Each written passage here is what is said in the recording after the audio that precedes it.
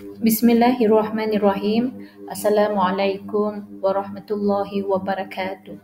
Baiklah murid-murid, hari ini kita ni akan belajar pelajaran Tauhid darjah 6. Baiklah murid-murid, pelajaran hari ini ialah mengenai dengan tajuk ajaran sesat di negara Brunei Darussalam. Objektif pelajaran pada hari ini, murid boleh menjelaskan ciri-ciri ajaran sesat di negara Brunei Darussalam dengan betul. Baik murid-murid, mungkin murid pernah mendengar mengenai dengan perkataan ajaran sesat. Jadi, perlu murid-murid ketahui apa yang dimaksudkan dengan ajaran sesat. Di sini, ajaran sesat ialah apa jua ajaran, kepercayaan, perbuatan atau amalan yang menyeleweng dan bertentangan dengan ajaran Islam. Saya ulangi sekali lagi.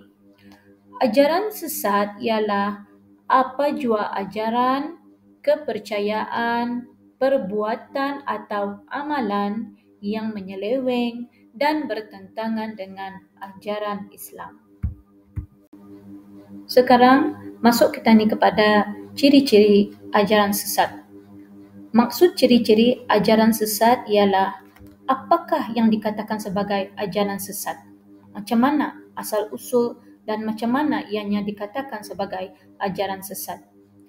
Yang pertama, kepercayaan kepada rukun-rukun iman dan asas-asas akidah yang bertentangan dan tidak selaras dengan akidah Ahlus Sunnah wal Jamaah, seperti mempercayai adanya kitab lain yang menyaingi atau memansuhkan kitab suci Al-Quran, mempercayai ada kiblat lain selain Kaabah dan seumpamanya. Ciri-ciri ajaran sesat seterusnya. Yang kedua, mempertikaikan kebenaran Al-Quran atau Al-Hadis. Yang ketiga, mana-mana ketua kumpulan atau sebarang orang yang mendakwa diri sendiri atau orang lain sebagai Nabi Isa alaihi salam atau sebagai Imam Mahdi Al-Muntazar atau lain-lain.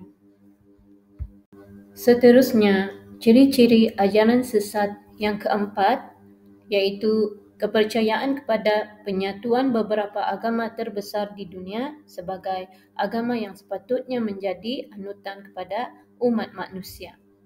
Seterusnya, ciri-ciri ajaran sesat yang kelima iaitu pendewaan diri atau pimpinan atau kumpulan ajaran tersebut yang bertentangan dengan akidah Ahlus Sunnah wal Jamaah. Contohnya iaitu seperti ia memastikan dirinya atau guru adalah ahli syurga, boleh menebus dosa, memiliki keistimewaan yang tidak dimiliki. Umpamanya, ia boleh berkahwin lebih daripada 4. Ciri-ciri ajaran sesat yang keenam pula iaitu mengadakan bid'ah atau pendapat baru yang bertentangan dengan akidah dan syariat.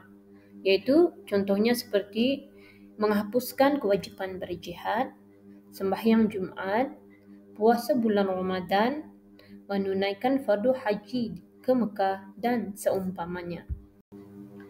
Seterusnya, ciri-ciri ajaran sesat yang ketujuh iaitu ciri-ciri ajaran sesat yang terakhir. Mentafsirkan dan menghuraikan Al-Quran dan Al-Hadis mengikut sesuka hati. Jadi, murid-murid, sekian sahaja pelajaran kita pada hari ini mengenai dengan tajuk ajaran sesat di negara Brunei Darussalam. Nanti kita akan mempelajari pelajaran seterusnya. Sekian sahaja daripada cikgu. Wabillahi taufiq wal hidayah. Assalamualaikum warahmatullahi wabarakatuh.